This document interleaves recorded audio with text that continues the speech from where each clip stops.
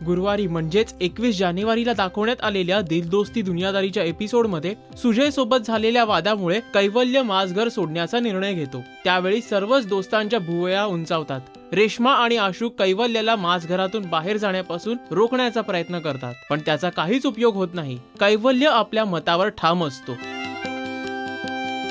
तो माझघराबाहेर पडणार तितक्यात कैवल्याचे वडील म्हणजेच मिस्टर कारखानेस माझघरात येतात। त्यांना पाहताच कैवल्याला आश्चर्याचा धक्का बसतो। अर्थात त्यांना पाहून कैवल्य नाखुश असतो। कैवल्याच्या मनात त्यांच्याविषयी असलेला राग पावलोपावली जाणवत राहतो। तो त्यांच्या वडिलांसोबत नीट बोलत देखील नाही।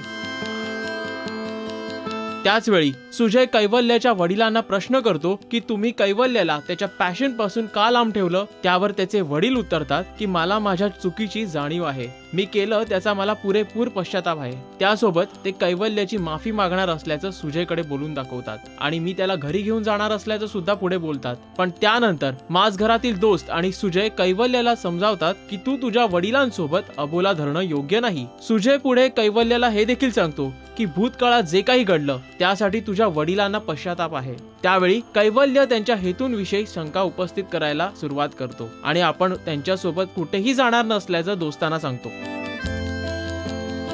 कैवल्य माझघर सोडून आपल्या घरी परतेल। आपल्या वडिलांनी केलेल्या चुकांसाठी तो त्यांना माफ करू शकेल। काय होणार पुढे हे जाणून घेण्यासाठी पाहत रहा दिल दोस्ती दुनियादारी प्रोग्रामचे हायलाइट्स फक्त राजश्री मराठीवर। हाय, माझं नाव सुव्रत जोशी, अर्थात दिल दोस्ती दुनियादारी मधला सुजय। आमच्या सेटवरची अशीच धमाल मस्ती पाहत राहण्यासाठी प्लीज सबस्क्राइब राजश्री मराठी।